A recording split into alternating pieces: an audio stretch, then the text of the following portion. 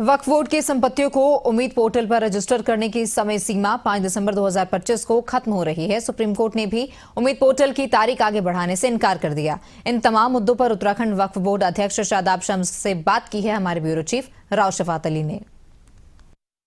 Board की संपत्तियों को रजिस्टर्ड करने के लिए उम्मीद पोर्टल बनाया गया था, लेकिन उसके समय को लेकर के कई सवाल उठे हैं। वक्फ बोर्ड से हमारे साथ शादाब शम्स साहब हैं, अध्यक्ष हैं।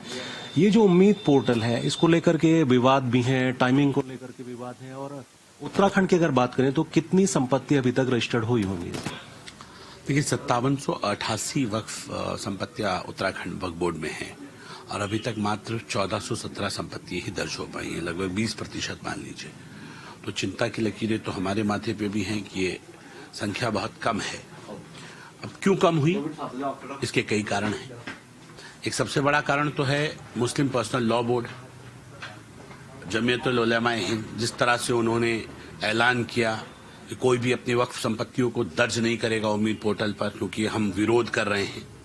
अब 1.5 महीने पहले उनकी आंख खुली और उन्होंने कहा नहीं नहीं नहीं, ये गड़बड़ हो जाएगा, आप दर्ज कीजिए। जब हम चिल्ला रहे थे तो कोई सुन नहीं रहा था। अब उन्होंने जब मना किया तब तो लोगों ने सुना, लेकिन जब उन्होंने कहा कि ये दर्ज करनी चाहिए तब लोगों ने वो बात उतनी ज्यादा गहराई तक लोगों तक नहीं पहुंच पाई। तो अब वो जो दर्ज करने की जो कैपेसिटी थी लोगों की, वो कम हो गई और समय अब कम बचा तो पोर्टल के ऊपर लोड ज्यादा आ गया। लोड ज्यादा आने की वजह से वो हैंग होने लगा, उसकी स्पीड कम हो गई। स्पीड कम हो गई तो दिक्कतें और बढ़ गई कि काम सही नहीं कर रही है पोर्टल, जो उम्मीद पोर्टल है वो काम सही नहीं कर रहा है। अब पहले तो आपने मना किया, अब आपने कहा कीजिए। तो जब समय समाप्त हो गया तो आपको ईमानदारी के साथ सरकार के पास जाना चाहिए था, विरोध करने के बजाय रिक्वेस्ट करनी चाहिए थी सरकार से कि देखिए हम ये कह रहे हैं कि आप हमें समय दीजिए। पार्लियामेंट में भी हम आपसे निवेदन कर रहे हैं, आप निवेदन करते तो अच्छी लाइन आती, लेकिन आप वहां भी विरोध करने लगे। हमने देखा किस तरह से सपा के सांसद, बाकी लोग कांग्रेस के सांसद विरोध की राजनीति शुरू कर दी। लो जी, वक्फ संपत्ति हड़पना चाहता है सरकार, इसलिए वो नहीं चला। मतलब गलती आप करें और इल्जाम सरकारों पर, इल्जाम बोर्डों पर, मतलब क्या बदतमीजी है? मतलब लोगों को बेवकूफ समझते हो। अब ये सवाल ये उठता है कि मना क्यों किया था कि वक्फ संपत्ति दर्ज मत करो। हम शुरू से कह रहे थे ये लोग वक्फ माफियाओं से मिले हुए हैं, इन तमाम लोगों के पास वक्फ की अकूत संपत्तियां हैं। अब ये लोग जो आम पब्लिक को मना कर रहे हैं, उनकी आड़ में अपने आप को बचाना चाहते हैं। तो अपने आप को बचाने के लिए इन्होंने मना किया। अब क्योंकि एक बड़ी संख्या रह गई है और वो बड़ी संख्या अगर सही से अपने आप को दर्ज नहीं कर पाती तो वो ये समझेगी कि शायद ये जो कह रहे थे वो सही होगा। तो खुद को बचाने के लिए मुसलमानों को बलि का बकरा बनाया जा रहा है। वक्फ की संपत्तियों का खेल करने के लिए वक्फ के लोगों के कंधों के ऊपर बंदूक रख के चलाई जा रही है। मुझे लगता है कि हम बहुत बारीक निगाह से इनके ऊपर निगाहें बनाए हुए हैं। सर्वोच्च न्यायालय ने जजमेंट दिया है कि दर्ज, हम समय नहीं बढ़ा रहे तो ट्रिब्यूनल में जाइए और ट्रिब्यूनल इनको दर्ज करेगा। तो ट्रिब्यूनल का रास्ता खुला है। हमने माननीय मुख्यमंत्री को भी पत्र लिखा है कि जल्द से जल्द हमारे यहाँ, क्योंकि ट्रिब्यूनल का कोरम पूरा नहीं है, और कि जल्दी से जल्दी ट्रिब्यूनल का कोरम पूरा हो और जिससे ट्रिब्यूनल जाके हम 5 तारीख के बाद वक्फ की संपत्तियों को वक्फ में दर्ज करा सकें। नहीं, वो जो कंडीशन है कि वो मुतवल्ली को, जो मेकर है, मेकर मुतवल्ली है, तो लोगों को ही भरना है। अब बात यह है कि जिन लोगों को भरना है, अगर वो नहीं भरेंगे तो वो क्यों नहीं भरेंगे? वो इसलिए नहीं भरेंगे कि वो नहीं चाहते वक्फ में संपत्ति जाए।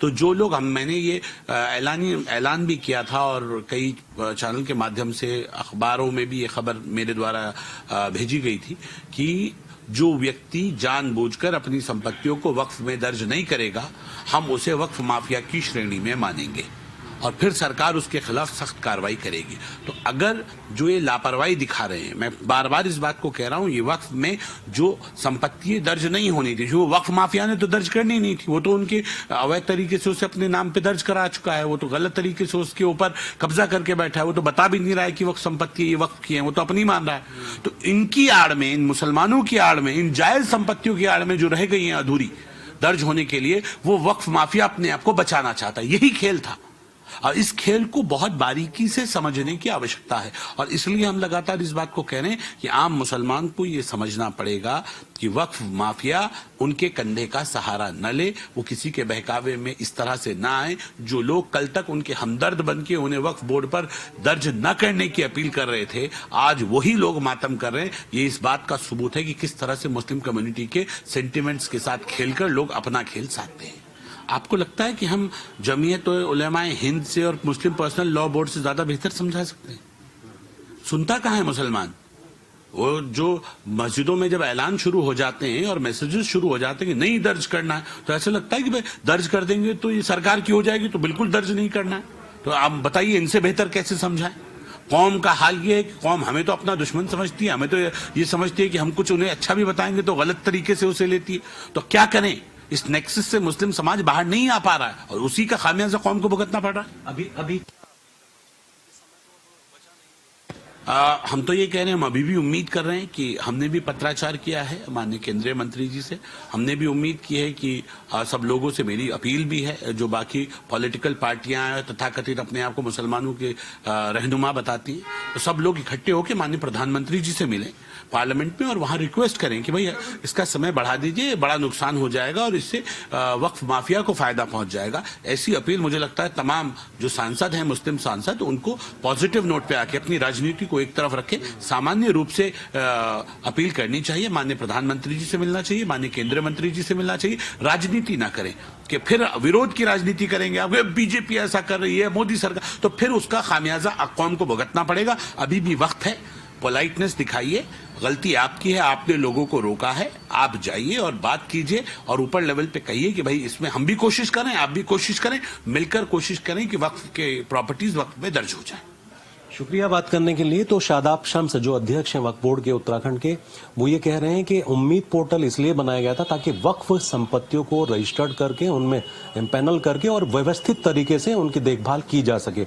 लेकिन एक शब्द और इन्होंने कहा कि जो वक्फ माफिया है, यानी इन संपत्तियों को कब्जाना चाहते हैं, वो नहीं चाहते कि उम्मीद पोर्टल पर ये वक्फ की संपत्तियां रजिस्टर्ड हो। लेकिन क्योंकि वक्त खत्म हो रहा है, तो अभी शादाब शम्स कह रहे हैं कि अभी भी वक्त है कि जो मुस्लिम उलेमा है या फिर जो सांसद हैं, मुस्लिम धर्मगुरु हैं, उन सबको प्रधानमंत्री से मिलकर अपील करनी चाहिए और अपने इस मुद्दे को रखना चाहिए। कैमरा सहयोगी सौरभ के साथ मैं राव शफात अली, खबरें अभी तक, देहरादून।